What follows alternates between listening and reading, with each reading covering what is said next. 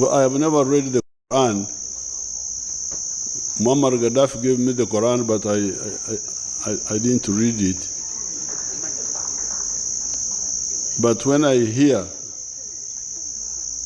people quoting the Quran and explaining it, like my niece was doing, I find a lot of similarities with the Bible, because I find the substance to be quite close. And what I am liking most these days is all the religious groups seem to be correcting the mistake which was here in the 1960s. You know, in the 1950s, 1960s,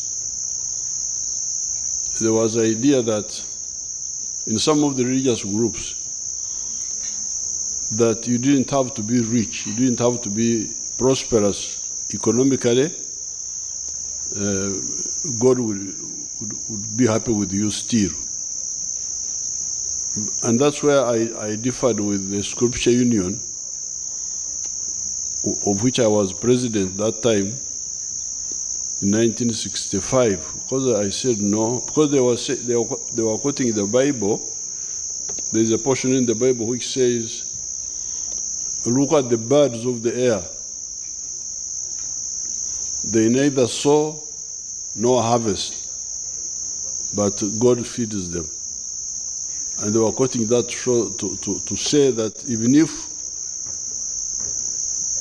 believers don't work, God will somehow provide for them. But I rejected that line in the Scripture Union, in the church. I said no. In the book of Genesis, it is clear that God created man last on Saturday and gave him dominion over nature. Said, establish dominion over nature. In other words, control nature. Use the creations for the good of God, but also for the good of humanity. So when I hear the way you are preaching now, this is really good. You are helping your people, our people. We are harmonizing the messages, because if we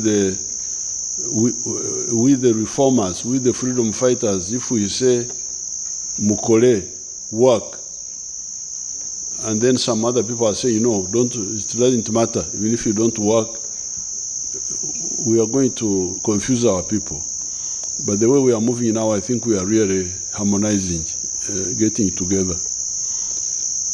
I would therefore like you, the leaders, to thoroughly grasp the line of the NRM. In the 1960s, our differences with some of the people was on the issue of the elite abasoma okubeera obulungi, and then the masses remaining in poverty. Our line was no. Exactly the words we keep repeating. Bonna basome. Bonna bagagawale. That was our line. From the beginning, that's where the difference was. And that's why actually some of the people were calling us communists. They were saying Kaguta's son has become a communist. Why has he become a communist? Because he's saying that all people must be well. And they were saying in nature, in life, not everybody can be well. One of them showed me the fingers. You young boy, you look at my fingers. Do you see that they are not the same height? I said, yes, sir. See, in life, that's how things are. Some are short, some are tall. some are rich, some are poor. I said, no, we should have all equal opportunities and use them to provide prosperity for everybody. So that's why in the villages we talk of like this parish development model. Where you come from, where either you are born, where you have influence, I encourage you to know how many homesteads in the parish are there. Like in my village there, Kaumu, in Makurubita,